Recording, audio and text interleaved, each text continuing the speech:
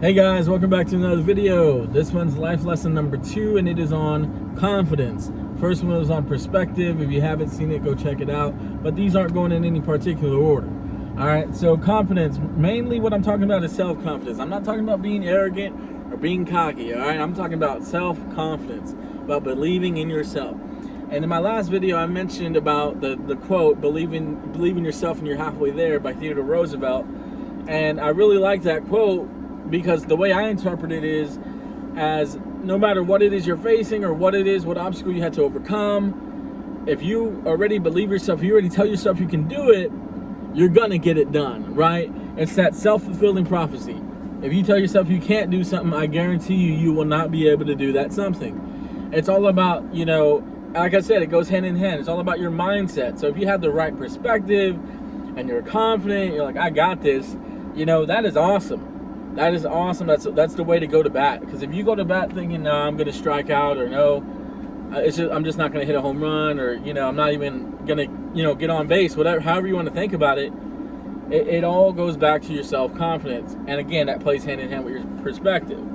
Okay, so why that's important? Because if you already see the glass is half full, and you're telling yourself you can do it, you got it, I promise you'll get it done.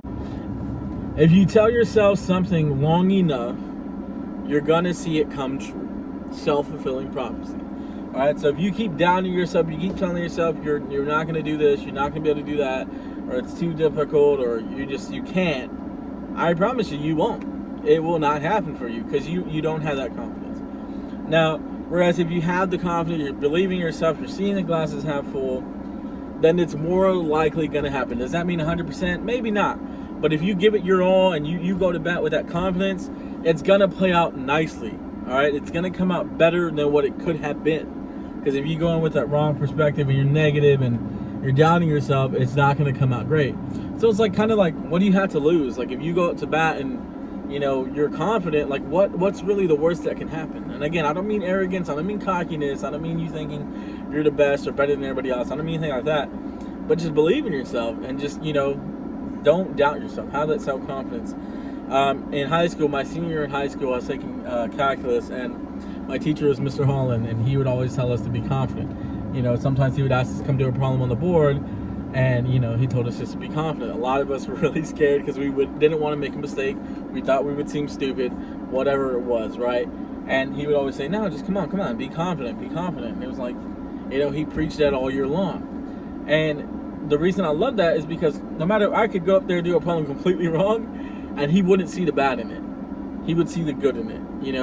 He would say, oh, okay, well, I can see why you did that because, this is what you were thinking. Or, hey, that's a good way to think about it, but what if you thought about it this way? He would kind of give you hints to help you. But just getting up there and just getting over that fear and being confident enough to do that is kind of the first step. And then having that guidance was nice, and again, that reassurance. But if you didn't make it to the board, it's like, how are you going to do it in life, right? How are you you got to be able to get up to that board and be confident.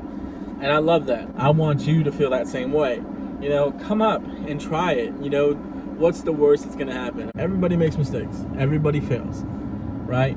That's the only way you can ever be successful is if you failed at something. Everybody in the world wishes they were that confident person, that person who's dancing like nobody's watching. I promise you. It is a beautiful thing to see. It's a beautiful thing to have. Just be confident, no matter what it is. Even if it's something you think you're not good at, even if it's something you're afraid to be wrong at, what's the worst that can happen, right? What's really the worst that can happen? Be confident. Don't look back having that regret. Like, what if I would have done this different? What if I would have had a better approach to it? And I promise you, no matter what comes your way, with that confidence, seeing it, the glass is half full perspective, it's all going to work out better than anything you could have hoped for if you would have gone into that situation with no confidence. I promise you that. So I hope you got something out of this. Take care. Life lesson number 2. Remember, the confidence and perspective, they go hand in hand. I wish you all the best. I love you. Take care. I appreciate the support. Bye.